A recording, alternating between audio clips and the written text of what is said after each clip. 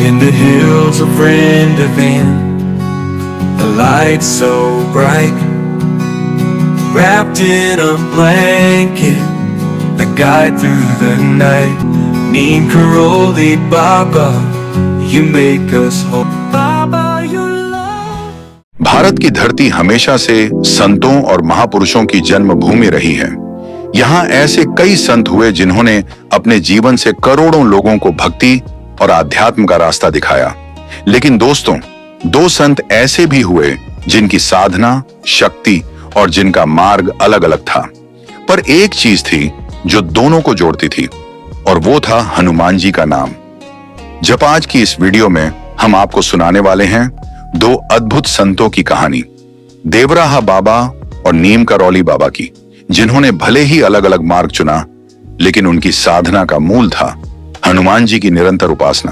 तो आइए शुरू करते हैं यह अद्भुत यात्रा, दो संत एक नाम जप। देवराहा बाबा वो संत जिनके बारे में कहा जाता है कि उन्होंने 250 साल से भी अधिक समय तक इस धरती पर तप किया। हमेशा लकड़ी के ऊंचे मंच पर रहते, नंगे बदन, बस लंगोट पहने, और उनकी आंखों में गहराई ऐसी कि सामने वाले का पूरा मन पढ़ ले। कहा जाता है कि बाबा हर समय मन ही मन हनुमान जी का नाम जपते रहते थे। उनकी सांसों में ही राम राम और हनुमान हनुमान का स्वर गूंजता था। जब भी कोई भक्त बाबा के पास आता, वो कुछ बोले या न बोले, लेकिन हर किसी के हृदय में हनुमान जी की भक्ति की लौ जला देते।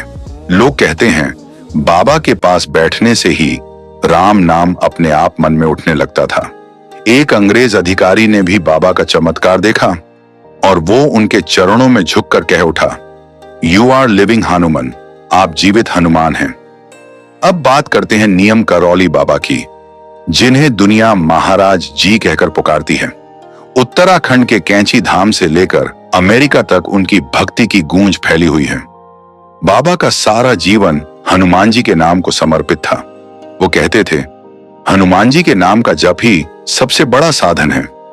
कहानी है कि एक बार एक भक्त ने बाबा से पूछा, महाराज, भगवान से मिलने का सबसे सरल मार्ग क्या है? बाबा ने मुस्कुराकर कहा, राम राम कहो और हनुमान जी को याद करो, बाकी सब अपने आप होगा। अमेरिका से आए हजारों विदेशी भी बाबा के पास पहुंचे।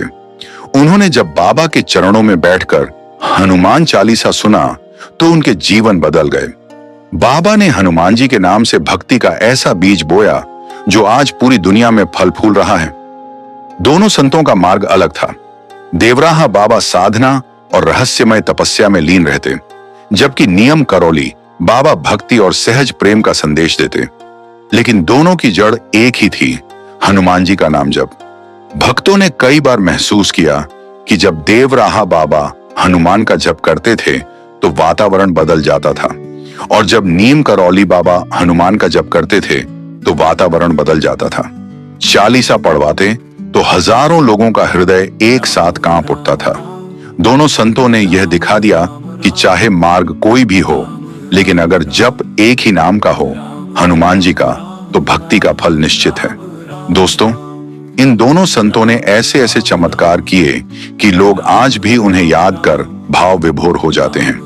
देवराहा बाबा ने जल पर चलकर दिखाया, किसानों की फसल बचाई और राजनेताओं को भविष्य का संकेत दिया। इंदिरा गांधी से लेकर अटल बिहारी वाजपेयी तक उनके आशीर्वाद से प्रभावित हुए। वहीं नीम करौली बाबा ने भक्तों की छोटी छोटी समस्याओं का हल पल भर में कर दिया।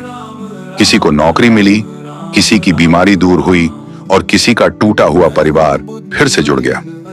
लेकिन दोनों ही संत बार बार यही कहते, ये सब चमत्कार मेरा नहीं, हनुमान जी का है, मैं तो सिर्फ उनके नाम का सेवक हूं। दोनों संतों का जीवन हमें यही सिखाता है कि भक्ति का मार्ग बहुत कठिन नहीं है। न लंबी साधना, न कठिन तपस्या, सिर्फ एक सरल उपाय है, हनुमान जी का नाम जप। कहा जाता है कि अगर आप रोज सुबह और शाम हनुमान चालीसा पढ़ें या बस मन ही मन राम राम कहते रहें, तो आपका जीवन अपने आप बदल जाएगा। देवराहा बाबा और नीम करौली बाबा का जीवन इसका जीता जागता प्रमाण है। दोस्तों, दो संत, दो जीवन, दो मार्ग, लेकिन एक ही शक्ति, हनुमान जी का नाम। देवराहा बाबा ने रहस्यमय साधना से दिखाया कि हनुमान जी आज भी जीवित हैं।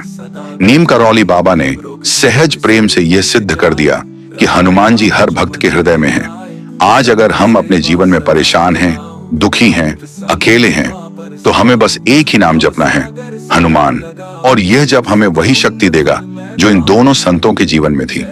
तो आओ मिलकर पुकारें, जय बजरंग बली, जय हनुमान। अगर आपको यह कहानी पसंद आई हो तो वीडियो को लाइक करें, शेयर करें और कमेंट में लिखें जय श्री राम, जय हनुमान, और चैनल को सब्सक्राइब करना मत भूलिएगा, क्योंकि अगली बार हम और भी गूढ़ और अद्भुत संतों की कहानियां लेकर आएंगे।